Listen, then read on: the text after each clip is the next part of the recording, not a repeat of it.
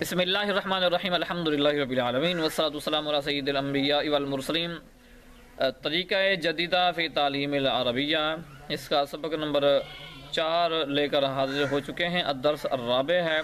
اس میں آپ کو کچھ بتائیں گے مذکر کے حوالے سے اور کچھ مؤنث کے حوالے سے۔ مذکر کے لیے صیغہ کیا آتا ہے، مؤنث کے لیے صیغہ کیا آتا ہے، اور مؤنث لفظی اور مؤنث حقیقی کے صیغے بھی اس کے اندر آئیں گے، اور کچھ نئے الفاظ بھی ہیں جن کے معانی بھی آپ کو اس میں بتائیں گے کہ نئے الفاظ ہیں، اور اس میں کچھ وہ ہیں جو آپ تفسیر الانشاء کے اندر پڑھ چکے ہیں، وہاں تفصیل سے بتا دیا ہے، ان کے معنی آپ کو پتہ ہوں گے، لیکن کچھ نئے لفظ بھی ہیں۔ جو نئے لفظ ہیں ان کے بارے میں پتہ چل جائے گا۔ وہ اس کا اپنا انداز ہے، اس کتاب کا اپنا انداز ہے، ایک طریقہ کار ہے۔ تو آئیے ہم سبق کی طرف چلتے ہیں، الدرس الرابع کی طرف۔ تو دیکھیے یہ کتاب کا نام ہے طریقۃ جدیدۃ فی تعلیم العربیہ، الدرس الرابع ہے، چوتھا سبق ہے۔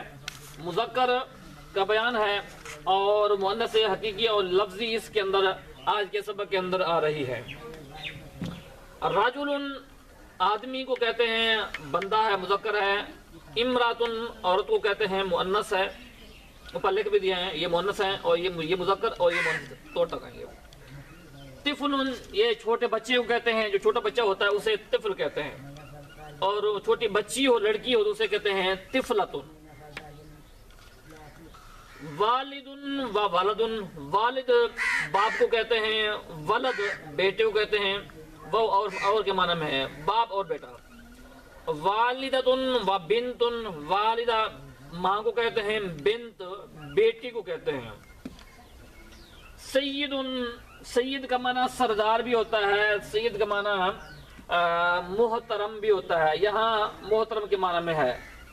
سیدۃ محترمہ۔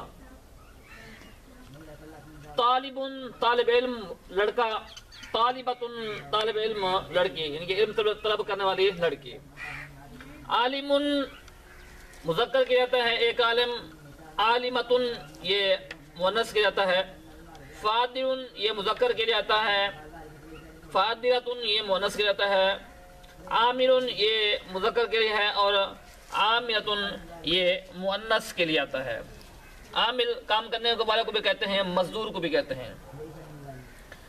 آگے ہے شریف، مذکر کے لیے آئے گا، شریفۃ یہ مؤنث کے لیے۔ کبیر مذکر کے لیے، کبیرۃ یہ مؤنث کے لیے۔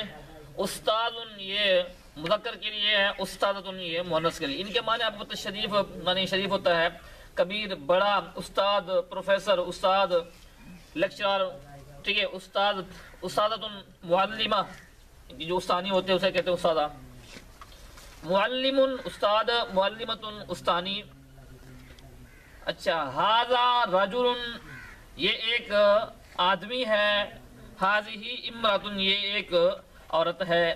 ما ھذا یہ سوال ہے، آپ نے کسی کے بارے میں سوال کرنا ہے، پوچھنا ہے تو بتائیں کہ ما ھذا یہ کیا ہے۔ ما ھذہ یہ مذکر کے لیے ہے اور یہ مؤنث کے لیے آئے گا، اسم اشارہ۔ آگے ہے مختلف اشیاء کے نام ہیں، ان میں سے کافی نام آپ کو پتہ ہوں گے، جیسے ساعۃ ہے، ساعۃ معنی گھڑی ہوتا ہے، یہ تفسیر الانشاء میں آپ پڑھ چکے۔ یہ ہے کہ من دادا، یہ میز کو کہتے ہیں، من داداتن، میم نون داد دال تا، من داداتن میز۔ ویسے ہم نے تفسیر الانشاء کے اندر پڑھا تھا طاولۃن، طاولۃن بھی میز کو کہتے ہیں، اور من داداتن بھی میز کو کہتے ہیں۔ تو عربی کے اندر یہ خوبی ہے کہ ایک لفظ کے کئی کی، ان کے ایک جیسے میز ہے، اس کے کئی طرح کے جو الفاظ سے اس کا جو وہ عربی بنی جا سکتی ہے۔ اسی طرح کوئی بھی لفظ ہوتا ہے اس کے لیے کئی طرح کے معنی، ایک لفظ کے کئی معنی ہوتے رہتے ہیں۔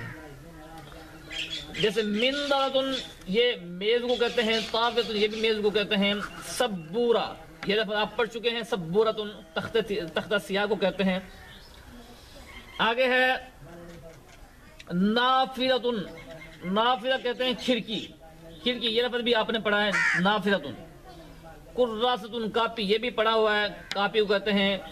نشافۃ، نشافہ کہتے ہیں جو سیاہی چوس ہوتا ہے نا، سیاہی جہاں سے گر گئی وہاں سے اس کو رکھا تو وہ چوس لیتا ہے، تو یہ ہوتا ہے سیاہی چوس، نشافہ، یہ نیا لفظ ہے نشافۃ۔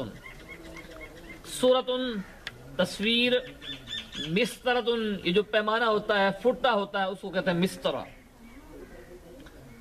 آگے ہے خاریتتن، خالف خاراتا، خاریتا، خاریتا کہتے ہیں نقشے کو، خاریتتن نقشہ۔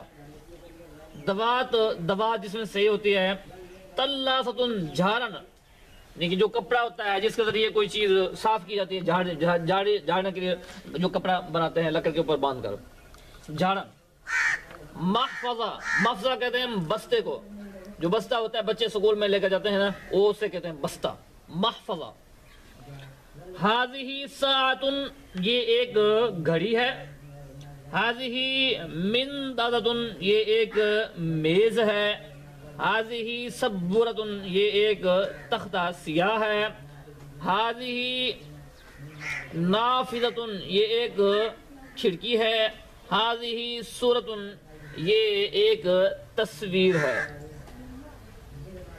اس کے بعد ہے کہ ہاذہ خاریتتن یہ ایک نقشہ ہے، ہاذہ نشافتن یہ ایک جو سیاہی چوس ہے، ہاذہ کراسۃن یہ ایک کاپی ہے، ہاذہ مسترتن یہ فٹا ہے یا پیمانہ ہے، ہاذہ تلاستن یہ جھارن ہے، اور ہاذہ محفظتن یہ ایک بستہ ہے، ما ہاذہ